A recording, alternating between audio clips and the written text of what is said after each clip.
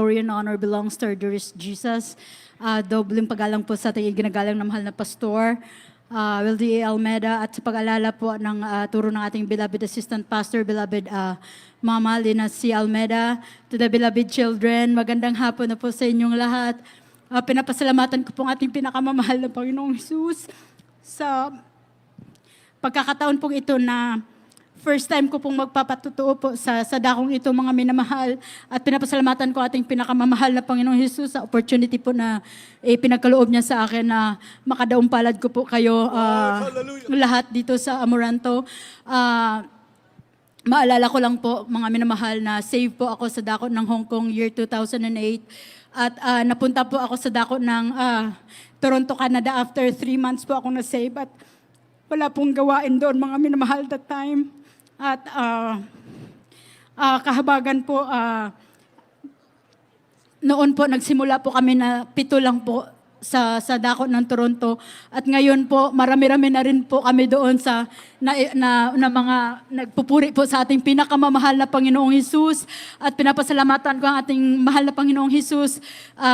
Nakarating po ako ng maluwalhati sa dakong ito, mga minamahal. At ako po nililisan na po pabalik po ng Toronto po sa mga darating na araw po. At pinapasalamatan ko ating pinakamamahal na Panginoong Hesus sa pagliligtas po sa akin, mga minamahal.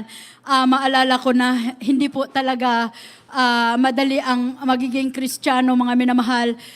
Pero pag ang puso mo po ay talagang para sa mahal na Panginoon po, mga minamahal, wala pong imposible sa ating pinakamamahal na Panginoong Hesus. Naalala ko lang na 3 months or 4 months po ako nasa dako ng Canada, mga minamahal. Mag-isa ko doon, mga minamahal, at ako po ay nagdurugo. Dinala po ako sa hospital at talagang bibigyan po ako ng gamot at ng mga doktor, at sabi ko hindi po ako magpapagamot. At sabi ng doktor, mag-sign ka ng waiver. Sabi ko, yes, I will. And then, nagpa-back up prayer po kami dito sa ating beloved mahal na pastor. At hindi ko po ininom ang gamot, mga minamahal. Kasi sabi ng doktor, ano bang pinunta mo dito sa hospital? Either magpapagamot po or hindi. Sabi ko, my God is my healer. Kaya mga minamahal, after 3 days po, nakalabas po ako ng hospital na wala pong gamot, mga minamahal. At yun po ay sa kahabagan po nating pinakamamahal na Panginoong Hesus. At pinapasalamatan ko rin na ating pinakamamahal na Panginoong Hesus na hindi po ako nakaligtas sa COVID, mga minamahal. Nakaratay po ako sa bed ng 28 days. At yun po ay talagang akala ko katapusan ko na, mga minamahal. Hindi ako makakain, hindi ako makadumi ng 12 days, mga minamahal. At yun po talagang wala akong gamot na iniinom.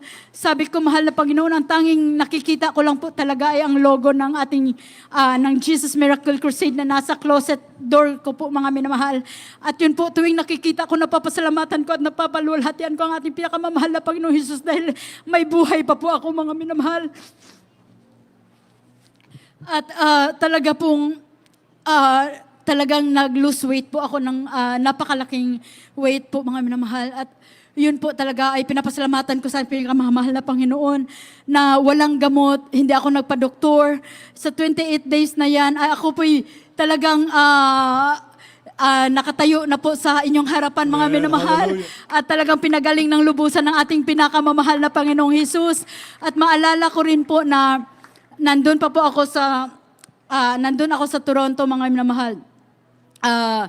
Naranasan kong magkaroon ng severe depression at talagang tinangka ko na kukunin ko ang aking buhay, mga minamahal. Pero hindi yun kalooban ng ating pinakamamahal na Panginoon. Meron pong ginamit ang ating pinakamamahal na Panginoong Hesus na mga grupo ng mga kabataan na yun po ang dahilan na hindi po natuloy ang aking tangka ng aking buhay, mga minamahal. Pero hindi pa po natapos ang pangyayari na doon, mga minamahal. Naranasan kong natulog sa ilalim ng sasakyan. Naranasan kong matulog sa park, mga minamahal. Dahil sa severe depression ko, mga mahal, at dahil na rin sa pagkukulang ko rin, mga minamahal. At ako po'y talagang summer na summer sa dako ng Canada, mga minamahal. 38 degrees to 40 degrees, naglalakad po ako na naka-jacket. Dahil po talagang hindi ko na po talaga mga minamahal alam ko anong mga ginagawa ko. Yun po ay talagang pinagpa-fast po ako mga minamahal. At yun po sa kahabagan ng ating pinakamamahal na Panginoong Hesus. Pinagaling po ako ng ating pinakamamahal na Panginoong Hesus na wala pong gamot mga minamahal.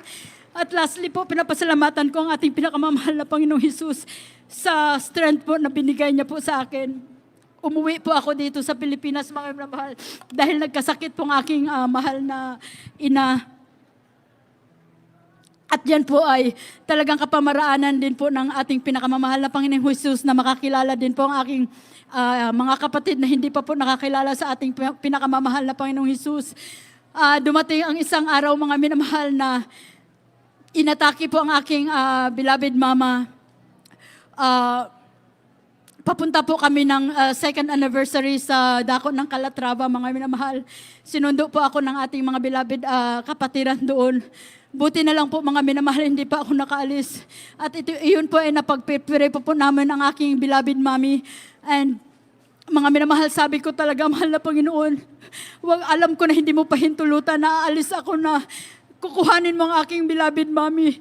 Alam kong babalik ako na babalikan ko pa rin ang aking mami na buhay, mga minamahal. At yun po ay pinapasalamatan ko sa ating pinakamamahal na Panginoon na pagbalik ko, mga minamahal, nandun pa rin ang aking beloved mommy na kahit po na in-extend lang ng 10 days ang kanyang buhay, mga minamahal, pinasalamatan ko na nakakilala siya sa ating pinakamamahal na Panginoong Hesus. Ayun po yung isang pagpapala na po sa akin, mga minamahal. Ang lahat ng kapurihan at pasasalamat ay tangi sa ating pinakamamahal na Panginoong Hesus po lamang.